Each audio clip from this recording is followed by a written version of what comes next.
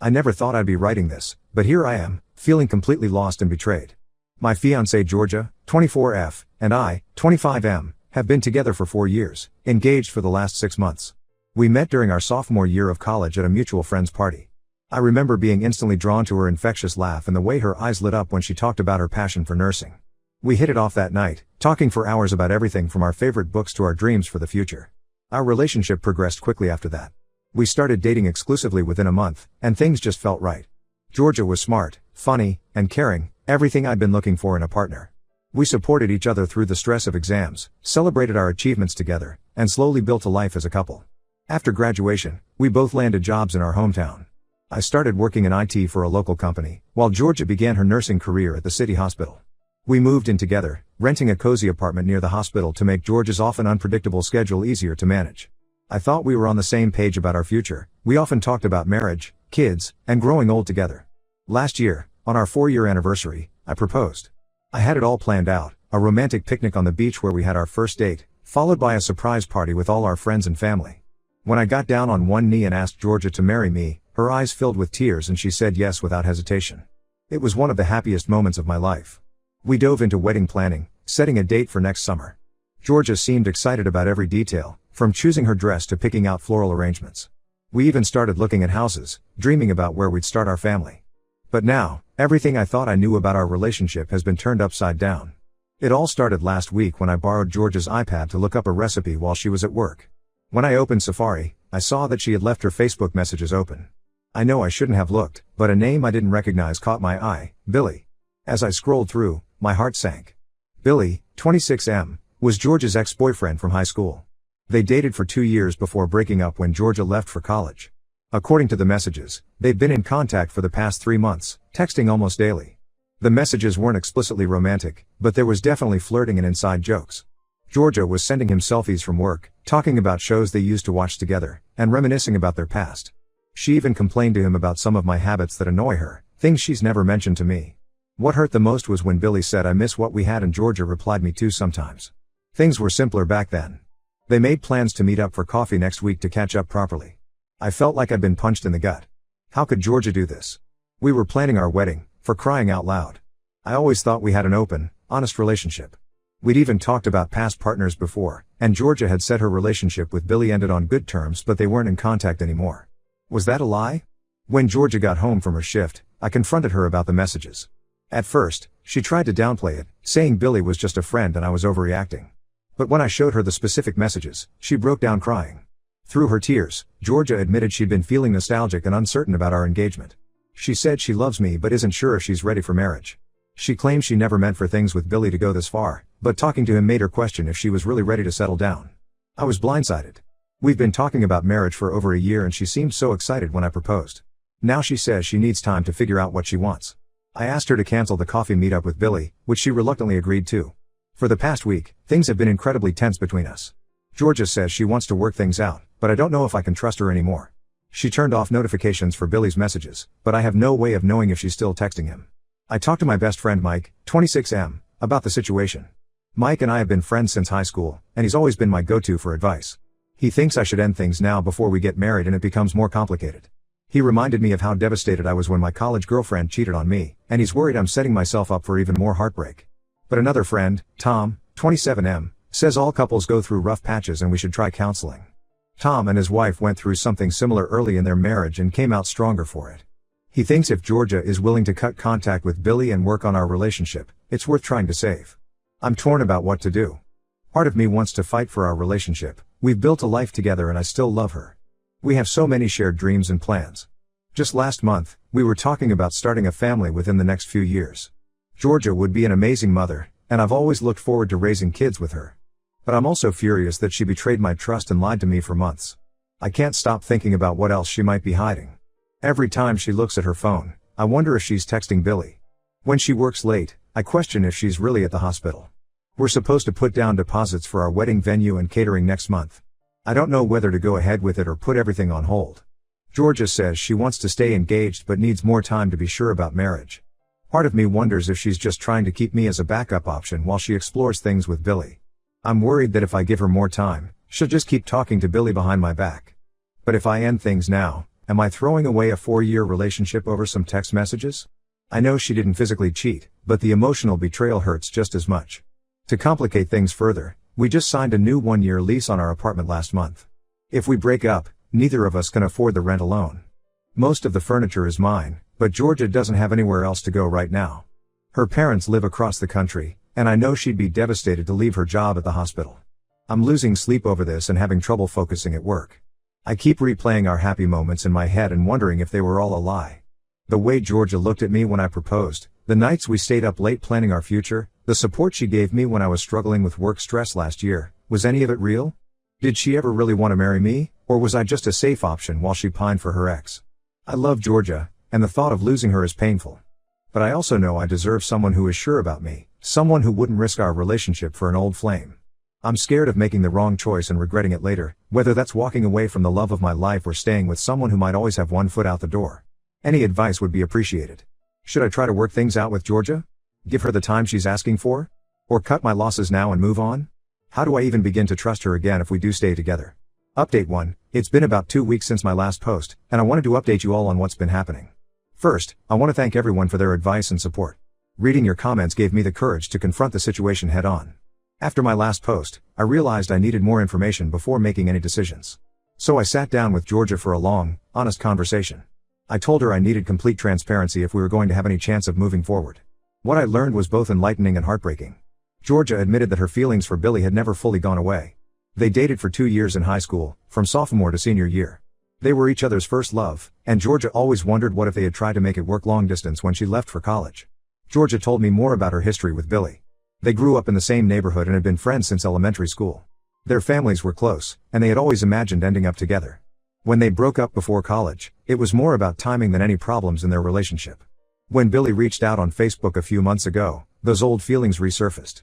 At first, Georgia said she just enjoyed catching up with an old friend. But as they continued talking, she found herself looking forward to his messages and comparing our relationship to what she had with Billy. She swears nothing physical happened between them, but she confessed to meeting Billy for coffee once before I found out, not just planning to. They met at a cafe near the hospital after one of her shifts. Georgia said seeing Billy in person made her realize she wasn't ready for marriage yet and had doubts about our relationship. I asked to see all their messages, which she agreed to after some hesitation. Reading through them was even more painful than I expected. There was more flirting than I initially saw, and they reminisced a lot about their past relationship. Billy had even suggested they give things another try, though Georgia hadn't explicitly agreed. The worst part was finding messages to Georgia's best friend Zoe, 24F, where she expressed doubts about marrying me. She told Zoe she felt trapped and wondered if she was settling. She said she loved me, but wasn't sure if it was enough. That hurt more than anything with Billy. I also learned that Georgia had been having doubts about our relationship for a while, even before Billy reached out. She said the pressure of wedding planning and the reality of committing to forever had made her question if she was really ready. But instead of talking to me about it, she turned to her ex. After our conversation, I decided I needed some space to process everything. I packed a bag and went to stay with my brother for a few days. Being in our apartment, surrounded by wedding magazines and photos of us together, was just too painful. During that time, Georgia called and texted constantly, begging me to come home and work things out. She promised to cut off all contact with Billy and said she knew she wanted to be with me. She even suggested we start couples counseling to work through our issues. But being away gave me clarity. I realized I deserve someone who is sure about me, not someone who needs to explore old flames to figure out what they want. The trust is broken, and I'm not sure it can be repaired. When I returned home, I told Georgia I think we need to end our engagement. She cried and pleaded for another chance, saying she'd do anything to fix things. She said the time apart made her realize how much she loves me and wants a future together. But my mind is made up. I can't marry someone knowing they had such significant doubts and hid them from me. We're still figuring out the logistics of separating our lives. Neither of us can afford the apartment alone, so we're looking into breaking the lease early. Most of the furniture is mine, so Georgia is staying with Zoe while she looks for a new place. We're also in the process of canceling wedding vendors and returning gifts. It's been incredibly difficult. Some moments I want to take it all back and try to work things out. I miss the comfort of our routine, the way Georgia would bring me coffee in bed on her days off, the plans we had for our future. But then I remember the messages I read and know this is for the best long term.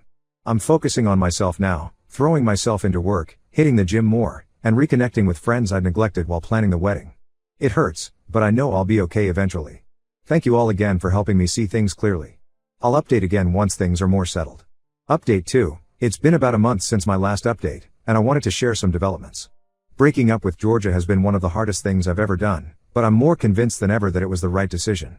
We managed to break our lease without too much financial penalty. The landlord was surprisingly understanding when we explained the situation. It probably helped that we found new tenants to take over the lease quickly. Georgia moved in with her friend Zoe temporarily, and I'm staying in the apartment until the end of the month while I look for a new place. Dividing our belongings was tough. We'd accumulated so much stuff together over 4 years. In the end, I kept most of the furniture since it was technically mine. Georgia took the kitchenware and some decor items. There were a few arguments over sentimental things, like the painting we bought on our first vacation together, but we managed to sort it out civilly. The hardest part was canceling the wedding. We lost some deposits, but most vendors were accommodating once we explained what happened. Returning gifts and explaining to guests was humiliating, but necessary. My parents were especially disappointed. They had already put down a non-refundable deposit on the rehearsal dinner venue. I found out through mutual friends that Georgia started officially dating Billy about 2 weeks after we broke up. It stung to hear, but also confirmed I made the right choice. Clearly, her feelings for him were stronger than she let on. I can't help but wonder if something was going on between them even before I found the messages. On my end, I've been focusing on healing and personal growth. I started seeing a therapist to work through my trust issues from this experience. It's been helpful to have a neutral party to talk to about everything. I've also been hitting the gym regularly and picked up rock climbing as a new hobby. It's been a great way to challenge myself physically and mentally, and I've met some cool people at the climbing gym. Work has been a great distraction. I threw myself into a big project and it's paying off. My boss hinted at a possible promotion coming up. I'm also planning a solo trip to Europe next month to clear my head and gain some new perspectives. I've always wanted to backpack through Italy, and now seems like the perfect time to do it. Friends and family have been incredibly supportive. My brother lets me crash at his place whenever I need a change of scenery. And my college buddies have been great about getting me out of the house and keeping me distracted.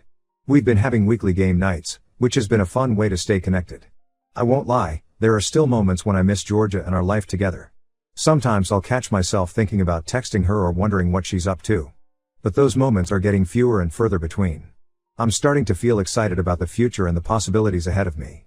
To anyone going through something similar, stay strong. It gets better. Focus on yourself and remember that you deserve someone who chooses you unequivocally.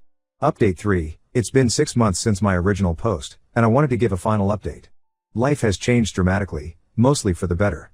I'm fully moved into my new apartment across town. It's smaller than the place Georgia and I shared, but it feels good to have a fresh start. I've been enjoying decorating it to my taste, without having to compromise on anything. I adopted a dog from the local shelter, a 3-year-old lab mix named Max. He's been great company and gives me a reason to get out and be active every day. Work is going well. I got that promotion I mentioned in my last update, which came with a nice raise. I'm now leading my own team on a big project. It's challenging, but I'm enjoying the responsibility. I'm traveling more for the job, which I'm enjoying. It's a welcome distraction and chance to see new places. As for my personal life, I've started dating again. Nothing serious yet, but I've met some interesting people. I'm taking things slow and being upfront about my past. It's been refreshing to meet women who are excited about building a future together, unlike my experience with Georgia. I've had a few nice dates, but I'm not rushing into anything. Speaking of Georgia, I ran into her and Billy at a restaurant last month. It was awkward, but I managed to be polite. They seemed happy together. Surprisingly, I felt more relief than jealousy. It confirmed that ending things was the right call. I hope they're good for each other. The Europe trip I mentioned was amazing. I spent 3 weeks backpacking through Italy, France, and Spain. I visited Rome, Florence, Paris, Barcelona, and several smaller towns in between. It gave me time to reflect and heal. I came back feeling refreshed and ready for this new chapter of my life. I'm still in therapy, working through the trust issues from my experience with Georgia. It's been helpful in processing everything and preparing me for future relationships. I'm learning to balance caution with openness. To anyone who's been following my story, thank you for your support and advice. It meant more than you know during those difficult early days. If you're going through something similar, hang in there. Focus on yourself, lean on your support system, and know that better days are ahead. This will be my final update. I'm ready to close this chapter and move forward. Wishing you all the best in your own journeys.